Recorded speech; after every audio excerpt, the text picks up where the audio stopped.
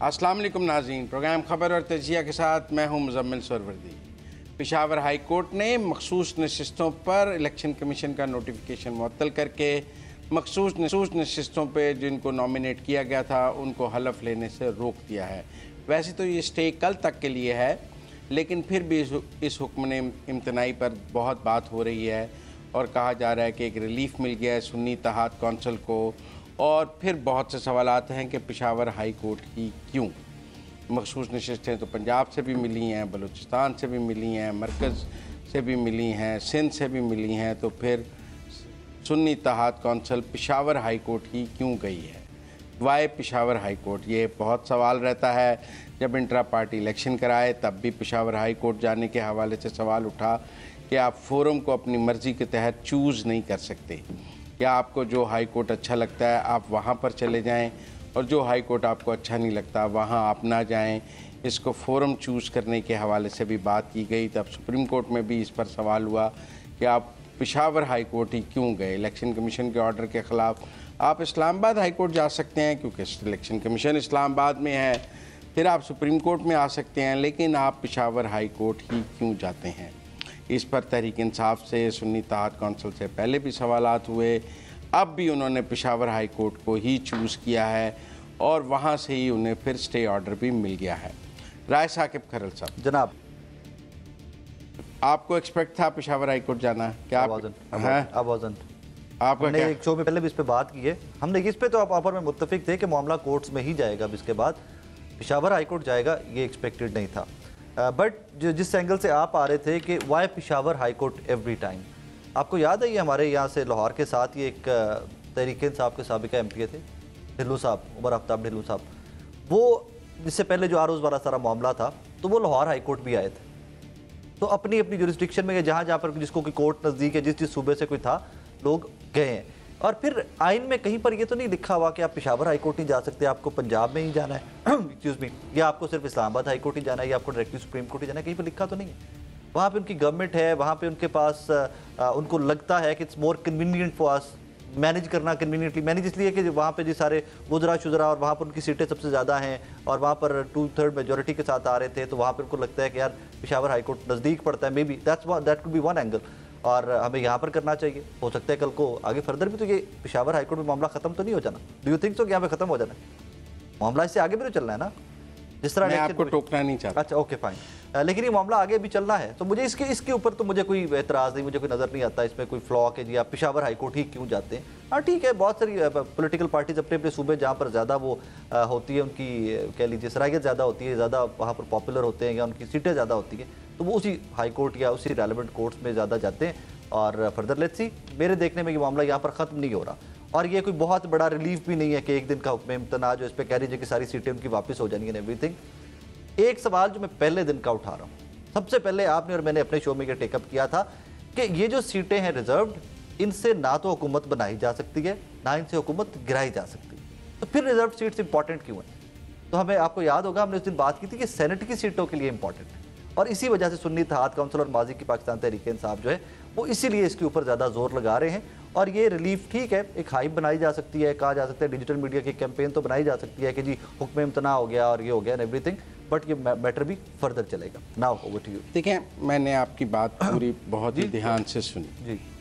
पहली बात तो ये है कि जो इलेक्शन कमीशन का ऑर्डर है 5 मेंबरान का, उसकी अपील जो है वो सुप्रीम कोर्ट में होती है, ठीक है, कानून और आइन के तहत। ओके, ये जो आप हाई कोर्ट्स में जाते हैं ये आप रिट पिटिशन में जाते हैं, ठीक है, और रिट पिटिशन का बुनियादी कानून ये है कि जिस चीज़ के बारे में कोई कानून और कोई रेमेडी अवेलेबल ना हो आप रिट कर लेते, एक्सप्लोर करें ज़रा उसको, ठीक है ना जी। और ये रिट पिटिशंस में ये हाई कोर्ट्स इसको सुनते हैं, ठीक है। एक तो सुन्नी इत्तेहाद कौंसिल ने सुप्रीम कोर्ट जाने से इज्तनाब किया, वरना वो सीधा अपील सुप्रीम कोर्ट में दायर कर सकते थे, ठीक है। दूसरा, ये सवाल जायज़ है कि मेरा मतलब है कि वाई पेशावर हाई कोर्ट, ठीक है, क्योंकि इलेक्शन कमीशन के जिस ऑफिस ने ये ऑर्डर जारी किया है वो पेशावर में नहीं। अब मेरी बात समझें, वो तो इस्लामाबाद में है। अगर आपने हाई कोर्ट ही जाना है तो आप इस्लामाबाद हाई कोर्ट चले जाएं, ठीक है ना, क्योंकि ऑर्डर तो इस्लामाबाद से हुआ है, यहाँ सुप्रीम। इसलिए आप अपनी मर्जी का हाई कोर्ट नहीं चुन सकते। कदगन कोई नहीं है। नहीं, कदगन है। कैसे? ये जो पेशावर हाई कोर्ट का फैसला है, हाँ। सिर्फ केपी की हद तक है। मतलब आपके पेशावर हाई कोर्ट पंजाब की सीटों के बारे में फैसला नहीं कर यहाँ सकता। पे मैं आपको रिमाइंड करवा दूं, जब आरोज वाला केस यहाँ आया था तो पूरे पाकिस्तान के आरोज जो थे गलत था, इसीलिए सुप्रीम कोर्ट ने उसको उड़ा दिया, रुक गया था ना। हाई कोर्ट्स की अपनी एक लिमिट है, जुरिस्डिक्शन है। हर सूबे का अलग हाई कोर्ट क्यों बनाया गया है? मसलन पंजाब में FIR दर्ज हुई हो, उसकी राहदारी जमानत तो पेशावर से होती है, जमानत मंजूर नहीं पेशावर हाई कोर्ट। वो कहते हैं मुतलका अदालत में जाएं। अच्छा, इस पे अच्छा आप मेरी बात पूरी सुनो, आप मेरी बात देखें ना, बात पूरी नहीं करने देते। तो मैं ये कह रहा हूँ कि पेशावर हाई कोर्ट पूरे पाकिस्तान की मखसूस नशिस्तों के बारे में हुक्म जारी करने का अख्तियार नहीं रखता। ठीक है, वो केपी की हद तक तो कोई 10-12 सीटों का अख्तियार रख सकता है, लेकिन वो पंजाब, सिंध, बलूचिस्तान, मरकज के बारे में नहीं अख्तियार। के 4 डिफरेंट कोर्ट्स यहाँ पे एंगेज, इसीलिए इनको सुप्रीम कोर्ट जाना है। आप मेरी बात अपील करनी जाके सुप्रीम कोर्ट में। और मैं समझता हूँ कि पेशावर हाई सुप्रीम कोर्ट जाने, इसको जुडिशियल एक्टिविज्म कहते हैं, इसको जस्टिस नहीं कहते, इसको जुडिशियल एक्टिविज्म कहते हैं। अप टू द कोर्ट्स ना, व्हाट डू दे डिसाइड। नहीं, जुडिशियल एक्टिविज्म होता है, फैसले के ऊपर कमेंट कर सकते हैं, उसके बाद भी नहीं, ये फैसला मैं समझता हूँ कि उनकी फैसला आ गया ना, मैं समझता हूँ कि ये स्टे ऑर्डर उनके डोमेन से बाहर है। समझता मैं इसको फैसला भी नहीं समझता। नहीं, इसके ऊपर कंप्लीट हियरिंग से बात नहीं होती तब तक। पहली बात तो ये है कि वो स्पीकर को ऑर्डर नहीं जारी कर सकते, पार्लियामेंट खुद मुख्तार है। पार्लियामेंट के मामलात में अदलिया, फिर इस पे बहस वो सूरी साहब वाली रूलिंग से स्टार्ट हो जाएगी, फिर बड़ी बहसें इसमें आ जाएंगी कि पार्लियामेंट किस हद तक है। आप मुझे ये बताइए कि इसको रिलीफ माना जाए या ना माना जाए? बिल्कुल माना जाए। रिलीफ माना जाए? रिलीफ माना कैसे? एक दिन का देखिए ना जी, स्टे आगे 5 साल भी चल सकता है। स्टे एक दफा हमारे यहाँ तो कासिम सूरी साहब 4 साल स्टे पे डिप्टी स्पीकर रह गए, 5 साल। मेरा मतलब है एंड तक स्टे पे ही रहे, वो बगैर स्टे के कहाँ रहे? कभी हाई कोर्ट से स्टे करे, अगर स्टे हो जाता है तो ये सीटें इस तरह की वेकेंट पड़ी रहेंगी। वेकेंट पड़ी रहेंगी, मतलब आप मेरी बात समझे। और जुडिशियल एक्टिविज्म किसको कहते हैं? I don't think so. मैं आपको कह रहा हूँ, मतलब अगर 3 महीने नहीं डिसाइड करता पेशावर हाई कोर्ट तो 3 महीने स्टे चलेगा। अफ्रीकन से जवाब तलब कर लिया तो जवाब आएगा, फिर बहस होनी है। एक मिनट, फिर जवाब आएगा, फिर बहस आनी है, सारे अफ्रीकन जवाब देंगे, फिर बहस होगी, फिर बहस में एक आधी एडजमेंट हो जाएगी। इंपॉर्टेंट मैटर है, इसके ऊपर बहुत लंबी चौड़ी डेटें मुझे नजर नहीं आती हो सकती, मुझे नहीं लगता। देखें, अगर देखें ये सवाल जरूर, मैं आपको एक और बात जी, ये सवाल भी तो है ना कि PTI के सारे मफरूर और इश्तिहारी पेशावर हाई कोर्ट ही पेश क्यों होते हैं? सवाल ये भी तो है ना साथ कि वो तमाम लोग जो उनको वहां से जमानतें मिल भी जाएं, पंजाब पुलिस उनको गिरफ्तार करने के लिए फिर भी खड़ी होती है। वो कहती है हमें ऑर्डर नहीं कोई और मुकदमा ऑर्डर नहीं मिला, उनको वहां से लेनी ही नहीं चाहिए। राधा देखिए ना, ये सवाल भी बड़ा अहम है कि मैं आपको एक बात बताऊं। एक मिनट, जब जरताज गुल साहिबा के लिए रात को पेशावर हाई कोर्ट खोला गया और चीफ जस्टिस साहब ने कहा कि ये हमारी, रात को हाई कोर्ट सुप्रीम कोर्ट भी इससे पहले खुला नहीं, किसी एक फर्द के लिए नहीं खुल सकता। वो आईनी मैटर हो, कॉन्स्टिट्यूशनल क्राइसिस हो, नेशनल इशू हो, और एक फर्द की जमानत में दोनों में फर्क है। आप गलत कंपैरिजन ना करें। केपी के लोगों का रहन सहन, उनका थॉट प्रोसेस हमसे मुख्तलिफ है। जो अदलिया है ना, वो आइन और कानून के मतहत है। आप मेरी बात समझे, उन्होंने तब भी कहा कि मैंने पख्तून रिवायात के तहत जमानत ली है। इसमें कोई बुराई नहीं। पख्तून रिवायात सिर्फ जरताज गुल के लिए है नहीं, अब बाकी पंजाबी भी चाहते हैं। अच्छा एक मिनट, आप मेरी बात समझे, सिर्फ PTI के लोगों के लिए पख्तून रिवायात है। अच्छा, यहाँ तो वो रोज रात को अदालत खोल लें और कहें कि जी मेरी अदालत 24/7 खुली है, आप जब मर्जी जमानत ले लें। बात नहीं, उन्होंने खुली तो नहीं है ना सर। आप मेरी बात समझे, बंदा बढ़ नहीं सकता, ताला लग जाता है हाई कोर्ट को। 5 बजे के बाद जज घर चले जाते हैं, और किसी मेरे आपके लिए जज घर से नहीं आता। आपके लिए आ जाएगा, मेरे लिए नहीं। अच्छा नहीं, आपके लिए आ जाएगा। तो ये सवाल जो है, मेरी बात सुनिए, ये सवाल अपनी जगह, देखें इंसाफ होता भी नजर आना चाहिए। बिल्कुल आना, यही तो मैं कहता हूं, इंसाफ होता नजर आना तो जब एक हाई कोर्ट इस तरह करता है तो फिर इंसाफ होता नजर नहीं आता। वो नहीं करना चाहता, आप बार बार उस तरफ मुझे लेके जा रहे। चले, मैं वो डरते डरते अपनी लिमिट में रहते हुए कर देता हूँ। देखें, रिजर्वेशन भी तो बहुत सारी है ना लोगों को। क्या बाकी हाई कोर्ट्स में रिजर्वेशन है? बहुत सारी रिजर्वेशन, मतलब वहां से वो फैसले नहीं मिलते जो आपको पेशावर हाई कोर्ट से, यही रिजर्वेशन है ना। कि अगर आप ये इस्लामाबाद हाई कोर्ट के जाते तो आपको स्टे ना मिलता। आप देखें कि ये जो रिजर्व सीट्स वाला मामला आया, उसके ऊपर सुन्नी इत्तेहाद काउंसिल के काफी सारे लोगों ने कहा कि जी अगर ये कैसा हम लेके जा रहे हैं कि सुप्रीम कोर्ट, तो इस पे चीफ जस्टिस को नहीं सुनना चाहिए। क्यों? एक उनको अपना अपना एक उनका तो जब बंदियाल साहब सुनते थे तब क्या था? भाई इसके ऊपर क्यों का जवाब तो वो दे सकते हैं ना। नहीं, मेरा मतलब है कि लेकिन उनको रिजर्वेशन है, उनको लगता है कि यार रिजर्वेशन है, किसी को भी किसी भी रिजर्वेशन। देखो उनको तो फिर तो आपको ये करना पड़ेगा कि पीटीआई के सारे मुकदमात पेशावर हाई कोर्ट में ट्रांसफर करने पड़ेंगे। ना आपको इस्लामाबाद हाई कोर्ट पर एतमाद है, ना सुप्रीम कोर्ट पर एतमाद है, ना लाहौर हाई कोर्ट पर एतमाद है, ना सिंध हाई कोर्ट पर एतमाद है, ना बलूचिस्तान हाई कोर्ट पर एतमाद है। कोई ऐसा आप कानून ले आए कि पीटीआई के सुन्नी ताअत कौंसिल के तमाम मुकदमात यकसर बैक जुम्बिश कलम पेशावर हाई कोर्ट ट्रांसफर कर दिए जाएं और एक मखसूस बेंच पेशावर हाई कोर्ट का वो सब चुन ले। तो फिर आप दूसरी तरफ ये भी तो है कि सारे केसेस सुप्रीम कोर्ट ही जाएंगे, जितना छोटा है तो भी छोटा केस है वो भी सुप्रीम कोर्ट ही जाएगा और एक ही बेंच सुनेगा, फिर ये भी तो हो सकता है। नहीं, बेंच तो अब वहाँ 3 लोग बनाते हैं। हाँ, तो वही अब एक आदमी का अख्तियार नहीं है। हाई कोर्ट्स में अभी भी चीफ जस्टिस के पास अख्तियार है, तो वही सुप्रीम कोर्ट में तो अब आप देखें ना, ये अब भुट्टो वाला लोगों ने सुना, वो practice and procedure bill 14 full court ने सुना। एक बेंच तो सब कुछ नहीं सुन रहा, वहाँ तो सब मुख्तलिफ बेंचेस मुख्तलिफ चीज़ें सुन रही हैं। अब जो इमरान खान साहब की साइफर में बेल हुई, साहब ने सुन केस था वो किसने सुना है? तो सबसे इंपॉर्टेंट केस था इलेक्शन से पहले बल्ले वाला, वो किसने सुना? तो उनको सुनना चाहिए था चीफ जस्टिस को। चाहिए वाली बात मतलब आपका ख्याल है कि पेशावर हाई कोर्ट पे क्या है, क्यों नहीं सुनना चाहिए था? मेरा ये ख्याल तो फिर पेशावर हाई कोर्ट पे क्या रिजर्वेशन है, क्यों वो जुरिस्डिक्शन नहीं बनती? ये जुरिस्डिक्शन वाला आप मेरी बात समझें, आप बात समझें, वकूआ पेशावर हाई कोर्ट का नहीं है। वाला ये जो ऑर्डर है ये पेशावर हाई कोर्ट की डोमेन में नहीं हुआ। आई थिंक इस दफा डिफाइन कर दिया जाएगा कि आइंदा कोर्ट्स हाई कोर्ट्स जो हैं वो इस तरह के मैटर में इंटरवीन कर सकती हैं कि नहीं कर सकती? नहीं, डिफाइन करने की बात कर देना चाहिए। आप मेरी बात समझें, जिस तरह आप कह रहे हैं कि आप देखें, ये चीज तहरीक इंसाफ को सीखनी पड़ेगी। वाई दे और वो जुडिशरी को की रेपुटेशन को एट स्टेक लगाते हैं ऐसा कोई एक्ट करके। आपको जजेस बैठे हुए हैं, आर दे किड्स, क्या बात कर रहे हैं? नहीं, देखिए ना, अब जो पिछला बात देखें, बहुत सवाल होते हैं। नहीं, आप स्वीपिंग स्टेटमेंट दे रहे हैं। मैं स्वीपिंग स्टेटमेंट नहीं दे रहा। आपको पता है पिछला जब वहाँ पे हुआ पेशावर हाई कोर्ट में, तो जज साहब के कजन पीटीआई से लड़ रहे थे। अब डू यू वांट कि मैं माजी के जजेस के जो बाकी सियासी जमातों में दामाद और क्या क्या गलती को आज की गलती से जायज नहीं करार दिया। तो फिर 18 साल कंपैरेटिव एनालिसिस तो आज स्टडी है, मेरी नहीं है। दैट इज योर स्टडी के कंपैरेटिव एनालिसिस आएगा हमेशा। That is not me, I never said that. नहीं, आप मेरी बात समझें। I don't want to name people, लेकिन पिछले जो रिटायर्ड जजेस हैं कुछ, उनकी रिश्तेदारियां किस किस फैमिली में थी? किस रिटायर्ड है ना, तब तो थे ना जजेस, अब रिटायर्ड है ना, तब तो थे। कुछ लोग दुनिया से चले गए। मैं आपसे इस बात पर कुछ लोग दुनिया से चले गए जिनकी अगर जज साहब के खानदान का किसी सियासी जमात से ताल्लुक है तो उन्हें सियासी मुकदमात नहीं सुनने चाहिए। ओके, तो जो ऑडियो एक लीक हुई थी, वो अल्लाह गरीके रहमत करे, वो साहब दुनिया से चले गए हैं। उन साहब के भतीजे, वो गलत था और वो सजाएं उस ऑडियो पे अंडू हो गई।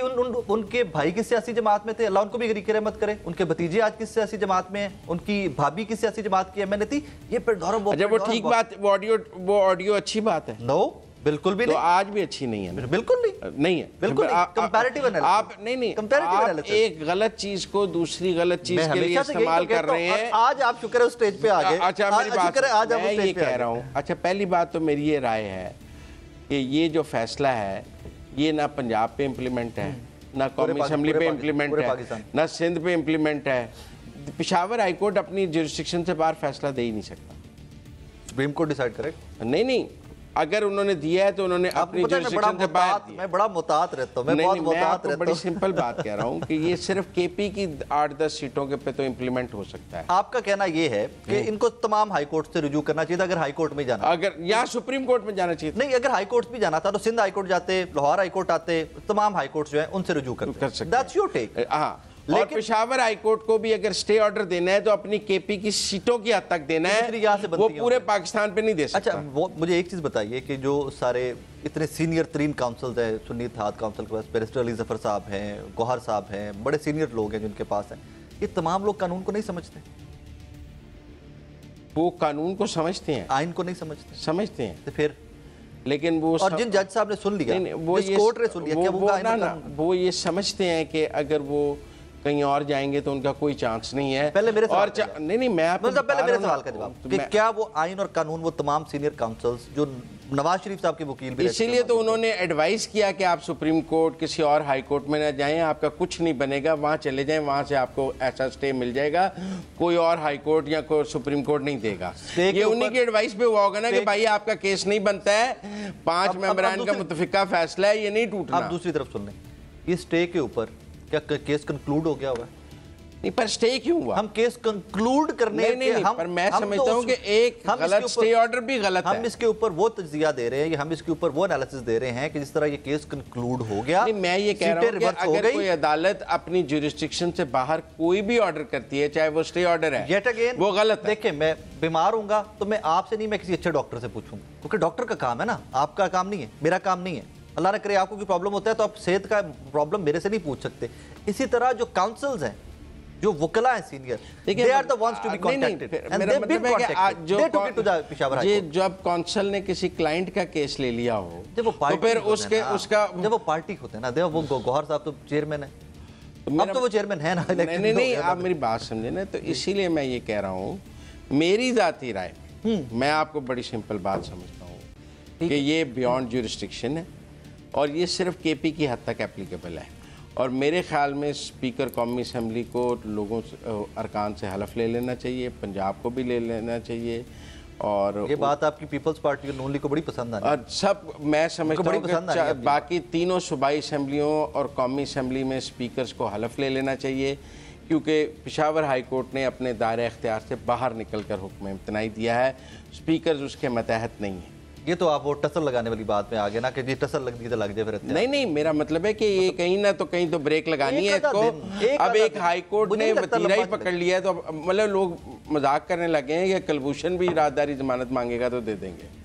मेरा मतलब है वहाँ इस तरह मफरूरों और इश्तिहारियों को दी जा रही है कि अगर कुलभूषण मांगता है तो दिल्ली तक उसको भी दे देते हैं। ये जब मियां नवाज शरीफ साहब पाकिस्तान से बाहर थे, ये मशवरा आपने उनको क्यों नहीं दिया था कि आप पेशावर हाई कोर्ट से रब्ता करें? सर वो तो एयरपोर्ट पर गिरफ्तार हो गए। नहीं, क्यों नहीं, उन्हें तो मिली ही नहीं जमानत। जब बाहर इलाज करवाने के चक्कर में गए, बाद में कहते खुद साख्ता मैंने वो जलावतनी इख्तियार की, जब यहाँ से कह के मैं सबको गए कि इलाज करवाने जा रहा हूँ। नहीं, वो नहीं गए, वो तो डॉक्टर यास्मीन राशिद रोज कहती थी वो बीमार है। उसके बाद नहीं, वो तो आपको पता है उस्मान बुज़दार साहब की वो बनाया था, एक बोर्ड बना था जिसने कहा था वो बीमार हैं, तो फिर वो कोई पूरी बात करें ना। उन्होंने कोई बानी तहरीक इंसाफ की तरह अपने जाती अस्पताल से इलाज नहीं कराया था कि मुझे गोलियां भी लग गई तो शौकत खाना में मेरा एक्सरे करेगा।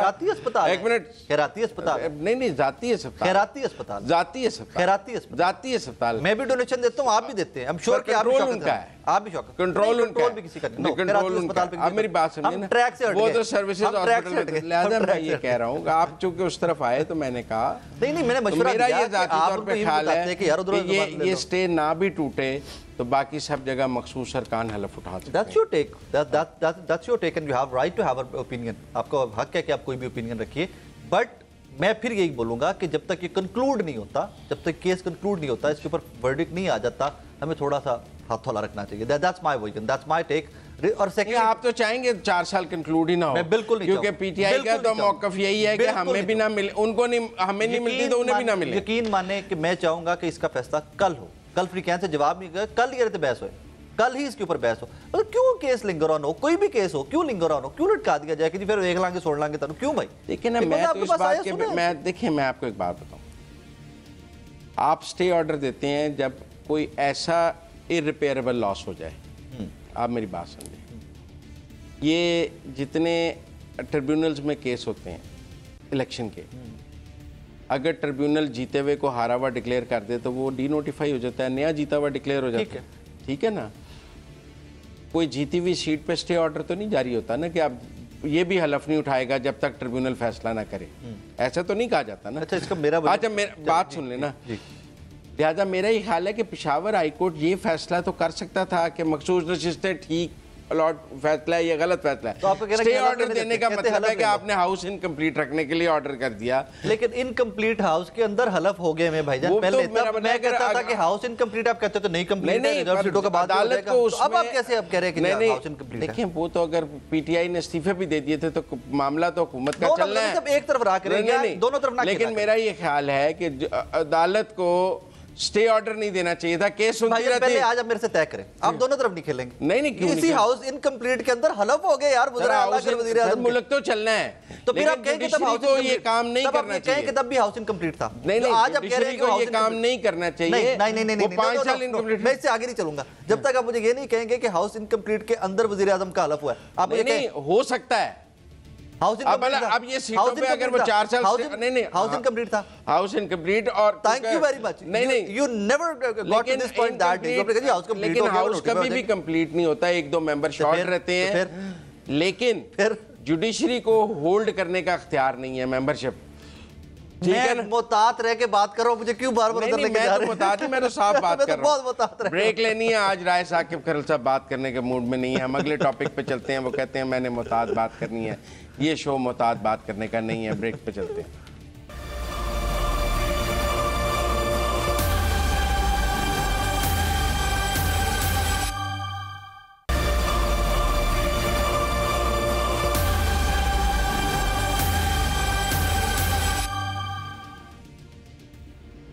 ब्रेक के बाद खुशामदीद नाज़रीन। पंजाब और KPK में कैबिनेट ने हलफ ले लिया है। दोनों जगह वज़रा का हलफ बर्दारी हो गई है। KP में कोई 15 वज़ीरों ने और कोई 5 मशीरों ने हलफ लिया है। पंजाब में 18 रुकनी कैबिनेट ने हलफ लिया है। बहरहाल 2 सूबों में हो गया है, सिंध और बलूचिस्तान में। मरकज़ में अभी तक कैबिनेट ने हलफ नहीं लिया है और उम्मीद है अगले 1-2 दिन में वहाँ भी हलफ ले लेंगे। अब सूरत हाल ये है कि ये जो 2 सूबों की कैबिनेट्स हैं ये कैसी आई हैं, KP की कैबिनेट कैसी आई है और पंजाब की कैसे आई है। पहले KP में अपने साथी से इसके हवाले से बात की है, तो उनसे पेशावर से देखते हैं कि नई कैबिनेट के बारे में उनकी क्या राय है। जी बिल्कुल, सूबे की बाग दौड़ संभालने के लिए वज़ीर खैबर पख्तूनख्वा अली अमीन गंडापुर ने भी अपनी जो टीम है वो तश्कील दे दी है। इस टीम में जो मजमूई मेंबरान होंगे वो 20 अरकान असम्बली पर मुश्तमिल होंगे, जिसमें से 15 जो हैं वो वज़ीर हैं और 5 मुशीर मुकर्रर किए जाएंगे।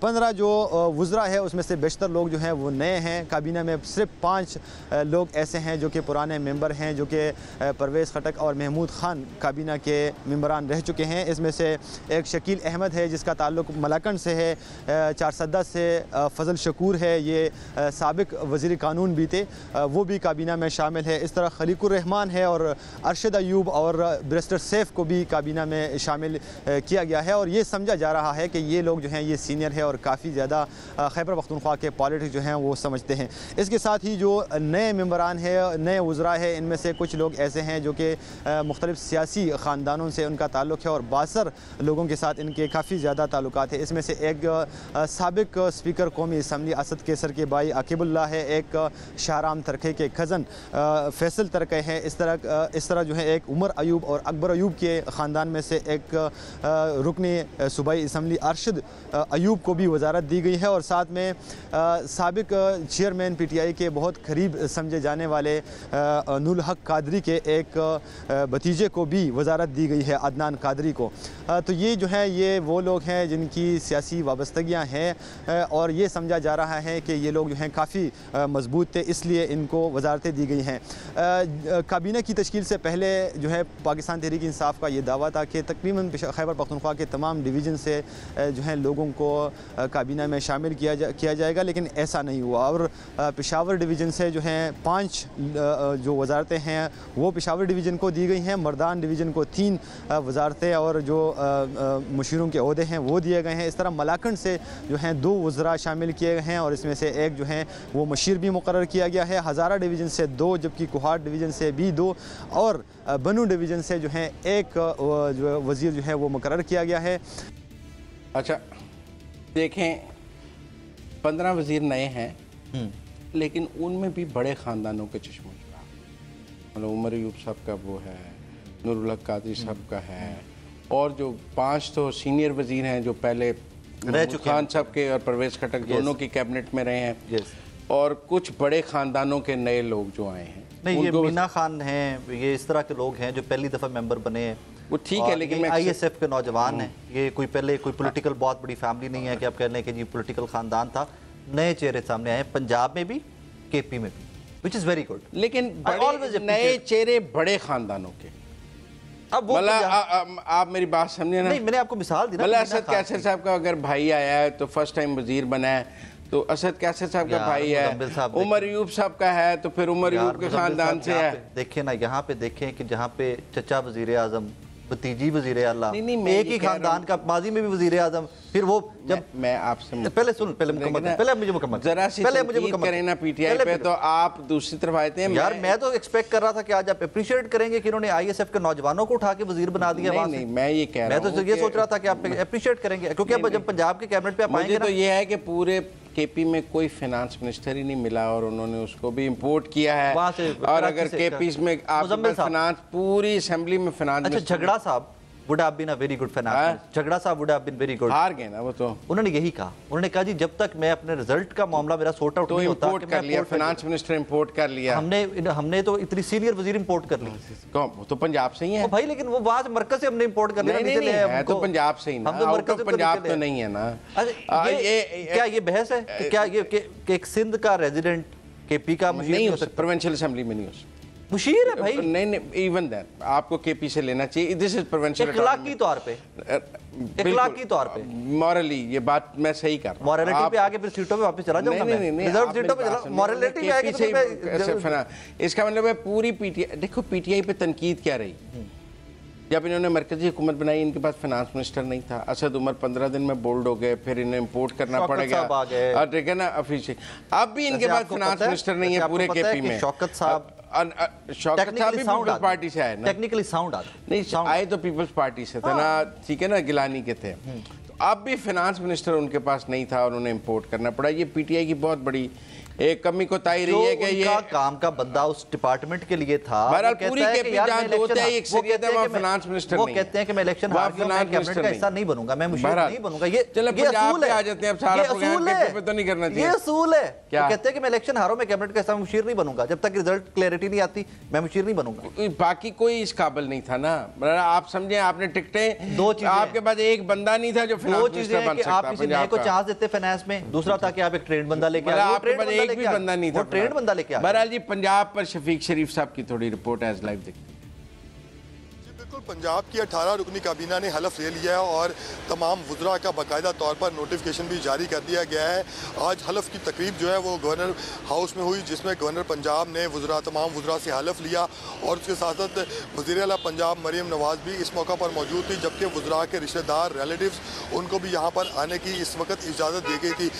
अगर वजारतों की बात की जाए तो मरीम औरंगज़ेब, जिनको जो कि पहले वफाक में रह चुकी है, उनको पंजाब में बड़ा अहम ओहदा जो है वो दिया गया है, सीनियर वज़ीर के तौर पर उनको यहाँ पर तैनाती की गई है और उनको जो है PND की वजारत जो है सौंपी गई। उसके साथ साथ महकमा जंगलात भी उनको सौंपा गया है। ख़ासतौर पर अज़मा बुखारी जो कि हमेशा से बड़ा डिफेंड करती रही हैं अपनी पार्टी को, उनको वज़ीर इत्तलात के तौर पर नामज़द किया गया है और उसके साथ साथ ख्वाजा सलमान रफ़ीक, ख्वाजा इमरान नज़ीर, इनको सेहत की वजारतें जो है वो सौंपी गई हैं। सबसे अहम वजारत जो है कि वजारत ख़जाना की जो है वो मियाँ मुश्तबा शुजाउर रहमान को दी गई और उसके साथ साथ कॉमर्स एंड इंडस्ट्री जो है वो पहली बार बनने वाले वज़ीर चौधरी शाफे हुसैन को दी गई है और इसके साथ साथ अभी तक जो है वजारत कानून जो है उसको किसी को नोटिफाई नहीं किया गया और होम जो है उसको भी किसी को नोटिफाई नहीं किया गया। ये दोनों वजारतें वज़ीर आला पंजाब मरीम नवाज़ अपने पास रखेगी, लेकिन आगे उम्मीद की जा रही कि इन वजारतों के ऊपर भी जो है वो तैनातियाँ की जाएंगी और मुमकिन तौर पर राना सनाउल्लाह जो कि हार गए थे उनको यहाँ पर मुशीर वज़ीर आला पंजाब जो है तैनात किए जाने के इम्कान है। दूसरी जानब जो है परवेज़ रशीद यहाँ पर वज़ीर आला पंजाब के साथ काम कर रहे हैं इस वक्त भी और तमाम जितने भी उनके इजलास है उसमें बड़े शरीक होते हैं और तमाम जो मामला है पंजाब की उनकी निगरानी भी कर रहे हैं। तो परवेज़ रशीद को भी पंजाब में कोई ओहदा दिए जाने का काफ़ी ज़्यादा इम्कान है। हम आगे आने वाले दिनों में देखने में आएगा कि मज़ीद जो अफराद जो शामिल होते हैं वो उनका ताल्लुक जो है वो क्या पहले से पुराने लोग हैं या नए लोग, उनमें नौजवानों को मौका दिया जाता है।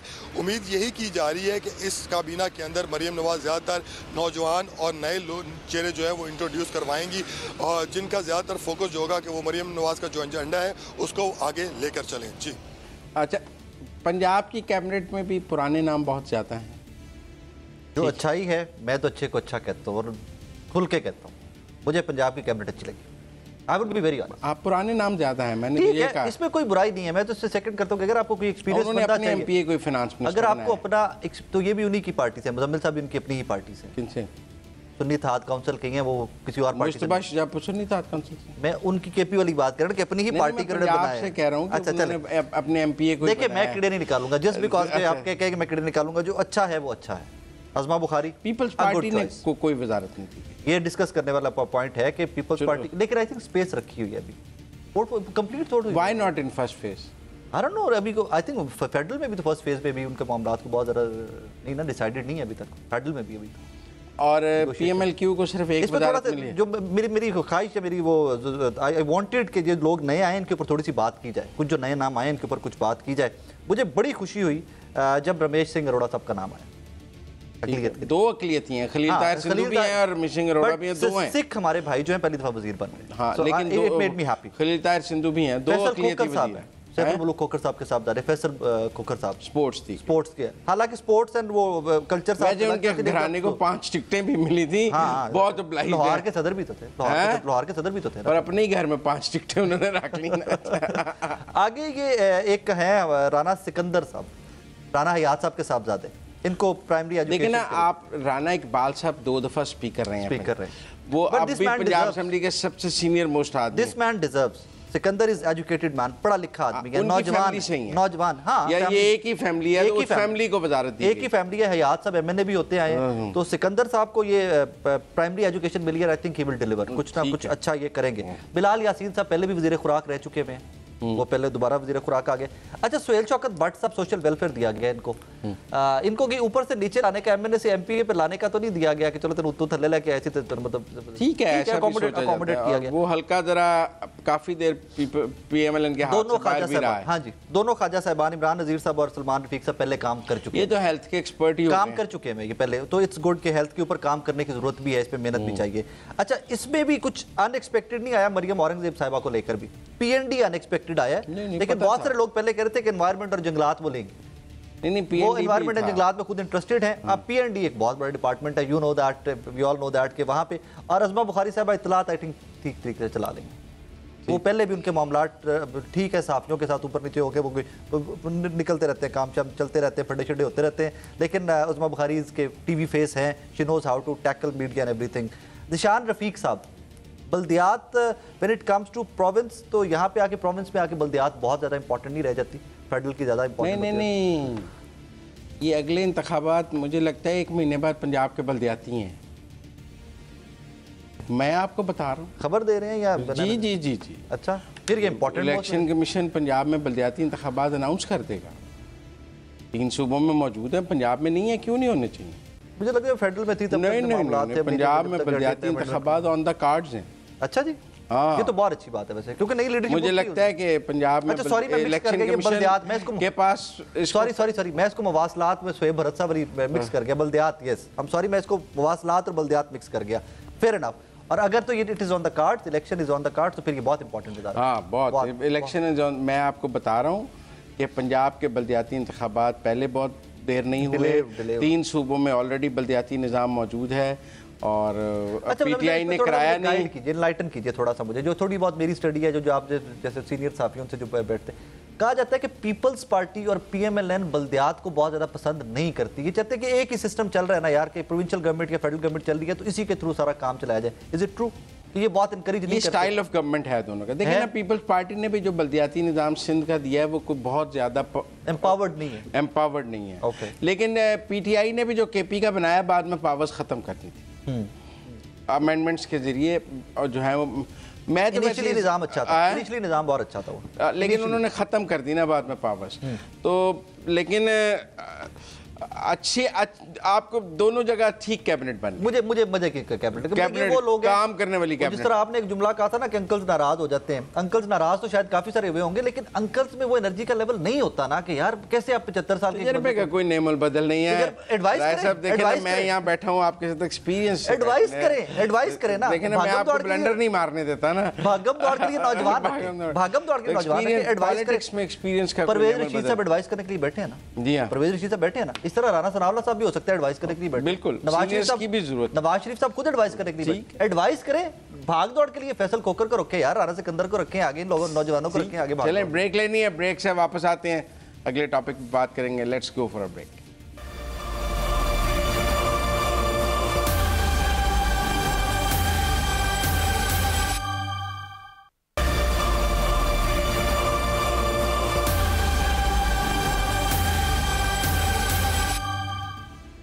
ब्रेक के बाद खुशामदीद नाज़रीन। 12 साल बाद सदारती रेफरेंस पर सुप्रीम कोर्ट ने अपनी राय दे दी। उन्होंने कहा कि मरहूम जुल्फ़िकार अली भुट्टो का जो ट्रायल था वो आइन और कानून के मुताबिक नहीं चलाया गया था, उन्हें फेयर ट्रायल का हक़ नहीं दिया गया। और जब वो फेयर ट्रायल नहीं था, आइन और कानून के मुताबिक नहीं था, तो फिर मेरी नाक़स अक़ल के मुताबिक वो सज़ा गलत थी और वो फांसी गलत दी गई। उसे जुडिशल मर्डर कहना गलत ना होगा।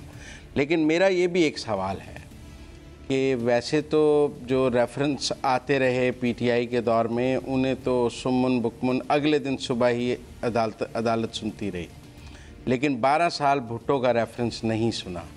जहां भुट्टो को फांसी देने वाले जजेस जो हैं उन्होंने ज़्यादती की, वहां 12 साल ये रेफरेंस ना सुनने वाले चीफ जस्टिस साहिबान ने भी इस पाकिस्तान में भुट्टो के साथ ज़्यादती की।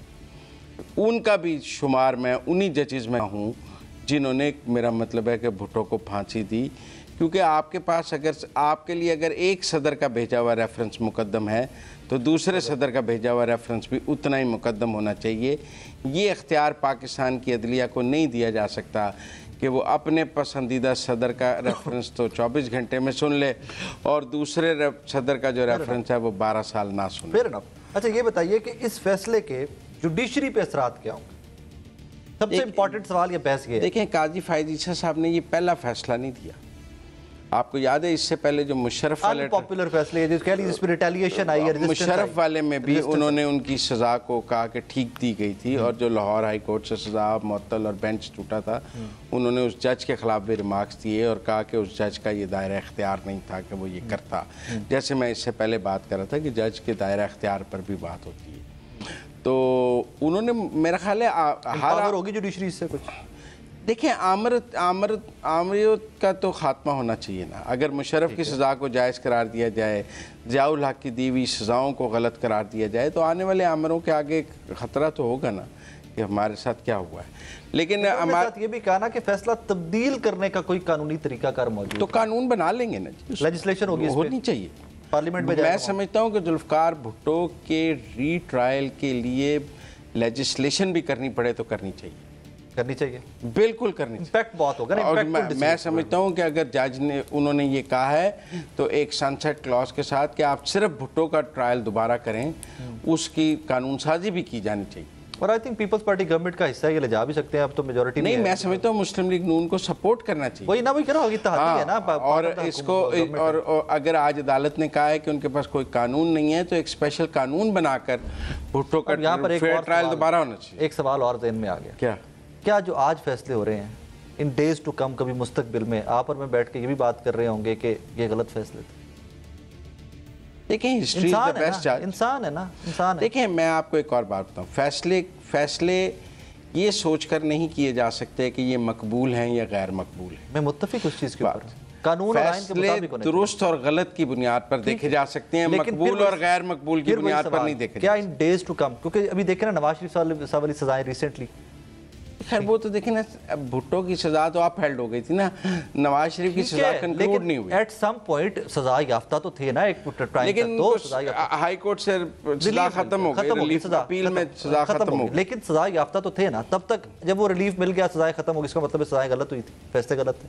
जी, ये तो पाकिस्तान में बहुत शहरियों के साथ इसी तरह जो आज हो रहा है इन डेज टू कम, क्या इज इट पॉसिबल कि नवाज शरीफ वाले जज ने भी अपना एक उसकी वीडियो आ गई थी, जैसे नसीम हसन शाह साहब का एक बयान जो है वो हमारे पास है, ऐसे ही नवाज शरीफ को सजा देने वाले जज का वीडियो पैगाम भी सबके पास था कि जी वो सजा गलत थी। आप मेरी बात सुन, तो अगर आज कोई अगर कोई जज कन्फेस करता है कि मैंने गलत सजा दी है तो हिस्ट्री लिखने वालों के एडमिसिबल होती है ऐसी वीडियोस एविडेंस के तौर पे नहीं होती, लेकिन पब्लिक डोमेन में तो मौजूद होती है ना। आज नसीम हसन शाह की वीडियो पर ये फैसला तो नहीं हुआ ऑब्वियसली, लेकिन एक कोलैबोरेटिंग एविडेंस के तौर पे तासुर बनाया जा सकता है। तो आप मेरी बात समझे ना, लेकिन भुट्टो की सजा पर तो मेरा मतलब है कि उस सजा को का तो प्रेस आपने उसके बाद अबेटमेंट में किसी को सजा भी नहीं दी इस तरह, एक वही केस हुआ। तो इसलिए मैं समझता हूँ, मेरा तो ज़ाती तौर पे ये ख्याल है कि हमें पाकिस्तान के जो कानून साज इदारे हैं उन्होंने अगर आज सुप्रीम कोर्ट ने ये कहा है कि फैसला तब्दील करने का कोई कानूनी तरीकाकार मौजूद बनाना चाहिए, तो उन्हें सिर्फ जुल्फ़िकार अली भुट्टो की हद तक, सिर्फ जुल्फ़िकार अली, वाई जी वो एक बड़ा केस है, मैं समझता हूँ उसकी हद तक। नहीं, आप पंडोरा बॉक्स तो नहीं खोल सकते कि इस तरह तो हर केस आप खोलने लग जाएंगे, लेकिन इस जुल्फ़िकार अली भुट्टो के लिए ये कानून दोबारा बनना है। बहुत बड़ा केस है, बहुत बड़ा केस है, और मैं समझता हूँ आप इसको अंडरमाइन ना करें। नहीं, अगर आज जुडिशरी ने कहा है तो मैं समझता हूँ स्पेशल लेजिस्लेशन करके इसको ओपन कराना चाहिए, और ये जो है ना सजा गलत करार करवानी चाहिए। आपको भी पता है और आप इस चीज को जानते भी हैं कि मैं कितना बड़ा जमहूर पसंद हूँ। सो कहीं पर अगर इतना बड़ा जुल्म हुआ है और अगर उसको रिवर्स करने के लिए आप खड़े on the wrong side of the history है ना, मैं आपको ये बता रहा हूँ कि आप गैर जमहूर लोगों के दरमियान बैठकर जमहूर की बात कर रहे हैं, ये गलत। तो इसलिए जमहूर की बात करने के लिए जमहूरियत पसंदों के साथ खड़ा होना भी जरूरी है। अगर आप ऑन द अदर साइड खड़े हैं तो फिर आप ऑन द रॉन्ग, शायद मुझे लगता हो कि आप गलत साइड में खड़े हैं, शायद मुझे लगता है कि आप। बहरहाल नाज़रीन, आज तक के लिए इतना ही। आपसे फिर दोबारा मुलाकात होगी। मुज़म्मिल सरवरदी को और राय साकिब खरल को इजाज़त दीजिए। अल्लाह हाफ़िज़।